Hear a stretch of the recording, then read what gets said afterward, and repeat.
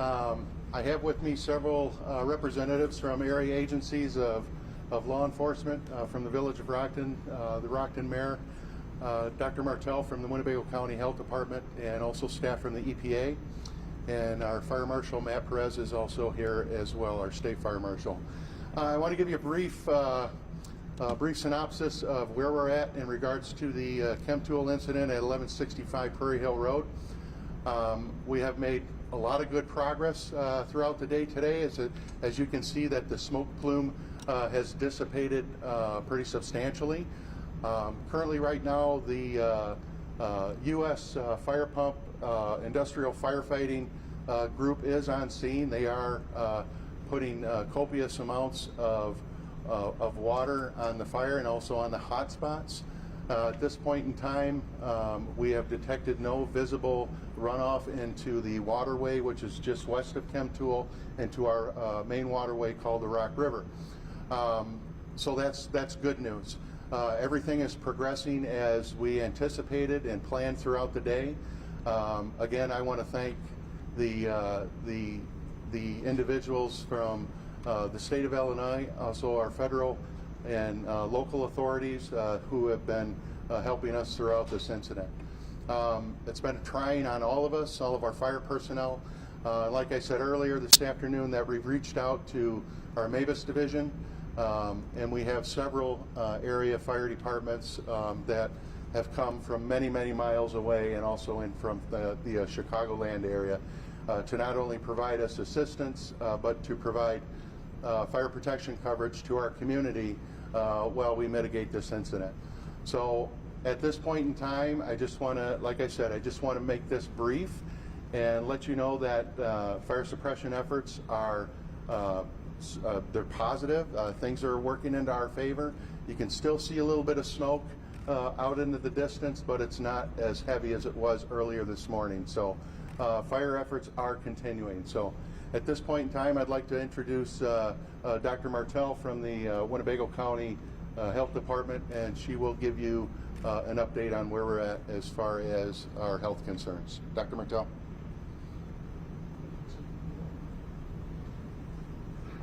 Again, it's through tremendous effort that our fire suppression work has really helped contain this fire. In terms of air quality monitoring, we continue to monitor the situation. There are only over 30 devices throughout the area that are monitoring both a myriad of chemicals that we would, have concerns about. And out of extreme caution, we are going to continue to hold the zone of evacuation for one additional night at this time. And the reason for that is the inversion layer. We talked about this yesterday. As the temperature drops, as the atmospheric layer comes down, we really want to get and see, do those numbers hold well through the next overnight, right? So that we can make sure that those positive numbers that we're getting in terms of air quality can persist. And again, out of extreme caution, we recognize that it is a very difficult time for the families who have been displaced and are having to shelter. We understand that it is disruptive to many of our businesses for an additional day to kind of overnight to go through this. But we are doing this out of extreme caution. We have come this far in suppressing a very difficult fire with a myriad of chemicals, and we want to ensure and assure our population that they are safe to return to their homes. So we will continue that monitoring throughout the evening as we have last night into this morning and throughout the day. And now, of course, you can see the visual is that this plume of smoke is very much dissipated. But again, we want to make sure that what we can't see, that our air is of high quality. And again, I thank all of the efforts that we have had to protect our water environment as well. I think you've heard a lot about our region and the importance of both our air and water quality and the equal balancing that we have as we balance life safety in addition. So one more night in the evacuation to make sure that those numbers stay for us and hold with the change in atmospheric conditions. I also want to, at this time, Louisville with their Chemtool has made arrangements for Clean Harbor to be a partner in cleanup of residential properties. We will be posting that information on our website. We are responding to a myriad of calls as well as emails and information coming in from the public about what should I do with my pool, what should I do with my garden, what should I do with the cleanup in my backyard, and we are putting those all together and providing the best guidance we can, as well as we will provide additional information about how we can engage with Clean Harbors to remove that waste from that area. And remember, again, our goal is to return and mitigate our entire community in this area so that they can return safely to their home as quickly as possible. So with that, if you have additional questions, I'm happy to answer them regarding public health. And then I will turn that over to the next individual who's going to speak. Dr. Martell, can you talk about what the air quality monitors, you said there were 20 or so of them. What have they shown you? We're looking at various levels like volatile organic compounds, VOCs. We're looking for sulfur dioxide. We're looking for different chemical, carbon monoxide in the air, the things that are released in this kind of a fire. And so what we look for, when we look at national standards, are they above or below those standards? And so right now, it is all indicating that they are below standards from what we are looking at. But last night we explained, that high ceiling level, and as the night and the dew point comes down, that gas level, we want to make sure that at that level that most people are living at, that those numbers continue to hold and stay within those normal limit parameters. So again, very cautious about this because these are things you can't necessarily see. You may smell a little bit. The particulate matter, you can often see the bigger chunks, but let's be honest about the quality of the air that we breathe and the quality of the water that we drink. We want to make sure that we were returning people to their homes safely. Sure. We'll open it up for questions at the end. We just wanted to give our other partners that might be in EPA a chance to give an update on operations. More questions? Thank you. Good afternoon, everybody. I am Bobby Elsie with Illinois EPA Office of Emergency Response. Currently, EPA's primary focus is on life safety and protection of the environment. With that, I will give a briefing on our operations of today. Illinois EPA has oversaw the digging of 2 trenches to the western and southern side of the incident site to collect any fire suppression runoff that may leave the site. We have emergency response contractors vacuuming up anything that should reach the trench and then profile it to send it to a correct place to get disposed of. Illinois EPA is also doing multiple samples on Rock River, 1 upstream, 3 downstream, to check a wide variety of any potential contaminants or any impacts whatsoever. Currently, as of 1300, we have not seen any whatsoever. We have those samples being tested right now in Springfield, and we'll get results in the morning. Thank you. Can you spell your first and last name, sir? Bobby Elsie, B-O-B-B-Y, last name Elsie, E-L-Z-I-E. Your official title with the... I am manager of the Office of Emergency Response.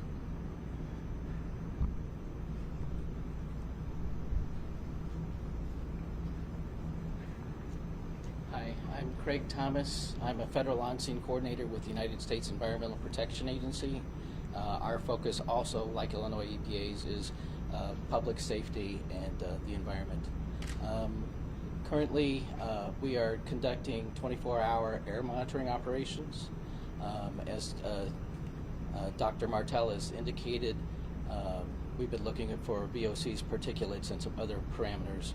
Have not seen any detects for anything except for we recently discovered a low level of hydrogen cyanide that is exceeding a screening value right at the fence line of the property. So we're going to do a little bit further monitoring of that this evening. My suspicion is that that's related to the air inversion from last night. We'll further evaluate that this evening and advise the public health agencies accordingly. All right. Any questions?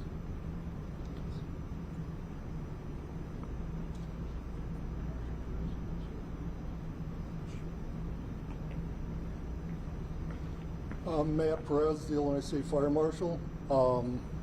Just wanted to commend the chief on the response to this incident. Normally what happens in the first few minutes, those decisions that happen on that initial response dictate what happens for days afterwards. And the decisions he made and his team made made this a successful incident, and they brought it under control quickly.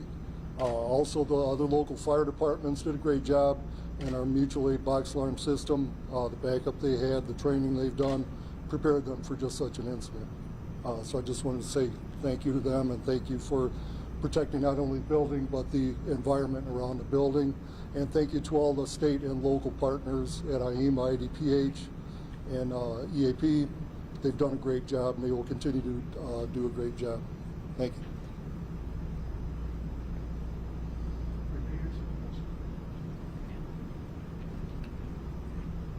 I'm John Peterson. I'm the village president of Rockton, and I just want to express my gratitude for all the agencies that have helped with this.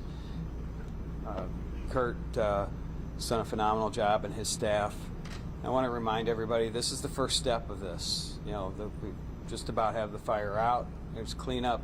There's going to be economic development down the road we're going to have to deal with. So, but I greatly appreciate all the help from all the agencies that came. Thank you.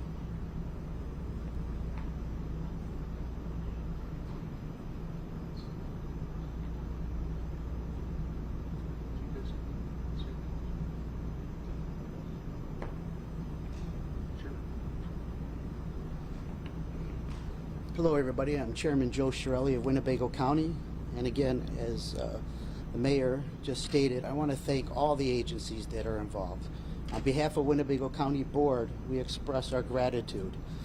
This is very trying times. I want the citizens of Winnebago County to know that these team players here from the federal, the state, and the local agencies have your back. They are working for you to keep you safe, to get you back home safely, and I appreciate the governor's office for his assistance. He's been in constant communication with myself and other people, and I can express to you that he cares. It showed me that he truly does care. He responded very quickly. I want to say thank you to our emergency operation team at the EOC, the Emergency Operations Center. We have a great team down there. They activated very quickly upon the first call. And you see the outcome. They are behind the scenes directing traffic like air traffic controllers. It's amazing how swift and how quickly they motivated themselves to get into action. So I want to thank everybody. On behalf of Winnebago County, again, thank you to everyone.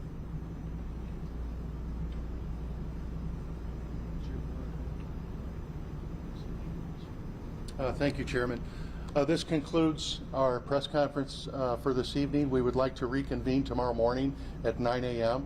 To give additional information on the progress of this incident. So, Can I just ask one question? Sure.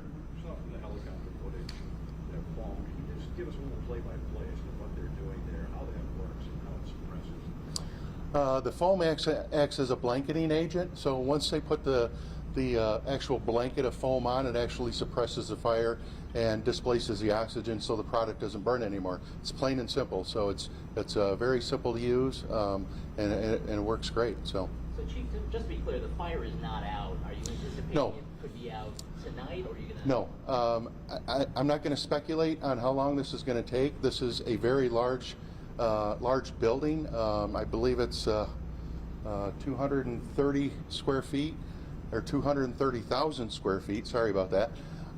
So it's a large complex. There's a lot of materials in there that we have to sift through during the overhaul stage.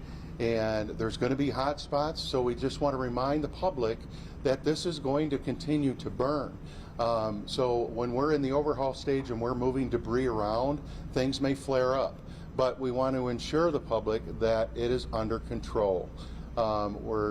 It's not gonna go anywhere. It's contained in the area of origin and the building where the fire occurred. So please, again, I can't ask enough to please just be patient with us and allow us to do our jobs. And we'll get back with you, like I said, again tomorrow, and we'll reconvene tomorrow morning at 9 a.m. And then once it's out, how long is this evaluation phase to decide that things are safe for people to come back? So this, like I said, this is going to be an ongoing effort. It's going to take. We're constantly monitoring the air. The EPA is constantly monitoring the air. They're monitoring the waterways as we speak at this point in time. So as far as a timeline, I can't speculate that. I really can't. Is it still a 3-mile masking recommendation? Dr. Martell, are we still doing that? We are still on the monitoring for the 1 mile radius for the evacuation and 3 miles for the masking. What about for the whole county? Should everyone be masking or just everyone? We're talking about a zone, and again, the reason not the entire county does not have to mask unless they have respiratory issues and they want to mask. I mean, we're just coming out of our COVID phase 5, so people are masking for other reasons. But again, we're talking about particulate matter, and that can really, for individuals with respiratory conditions, may aggravate those. So people with chronic asthma, chronic bronchitis, we would want them to take the necessary precautions when in this region. Bobby, do you want to, I don't know if this is in your purview, but the Illinois EPA sent out a press release within the hour saying that the EPA has sent a referral action, I think, to the Illinois Attorney General's office as it relates to Chemtool. Can you explain what that is and what it says? You can refer back to that press release. I'm just here to speak on field operations. Anything else, you can refer to that. Mr. Schneider, did you want to comment on the Illinois EPA referral action to the Attorney General's office regarding Chemtool?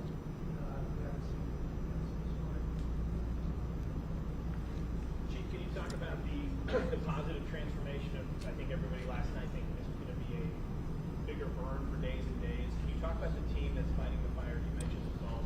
How do their services come into play here? And Sure. So how do things change? So what happened was we've been working with Chemtool. We've been working very closely with Chemtool and their representatives. They brought in an outside industrial firefighting crew. That's, like I said, they're out of Louisiana. This is their forte. So this is what they do. They fight industrial fires. They fight refinery fires. We felt that this was a perfect fit for them, just due to the fact that they have larger capacity water capacity pumps. They have larger delivery methods with the nozzles that they use, and they can deliver and pack a punch.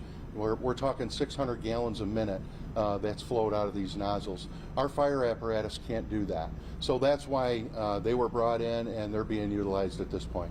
So realistically, it sounds like at least 2 more nights for residents before they're back in. I mean, tonight, obviously, you just said, but then... I'm not going to speculate on how long the evacuation period is going to end, or when it's going to end, but we need to understand that we need to go 1 more night, just like Dr. Martell recommended. So this will all be reevaluated again tomorrow.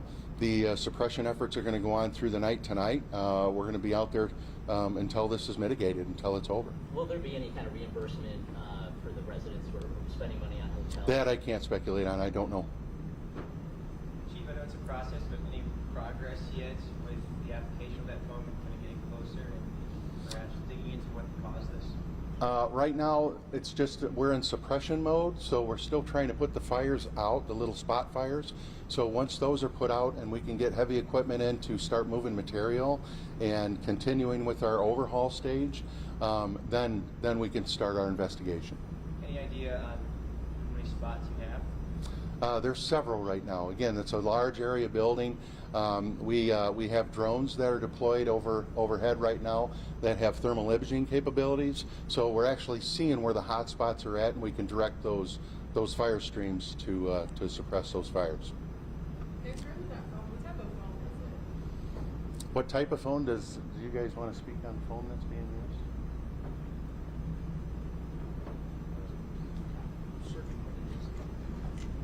Currently, we do not have a specific on which foam it is. We're trying to get a safety data sheet on it so we can profile it and get a better idea of how to dispose of it properly. Should residents be concerned about, I know that those rules are kind of put in place to kind of protect the water quality. Should residents be concerned as, water testing are going to continue? Water testing will continue on the river and at the Public Works sanitary stations until this incident is over with. Okay. So does it need to go on for weeks even afterwards? If we determine by any of our testing any anomalies, then yes, we will continue.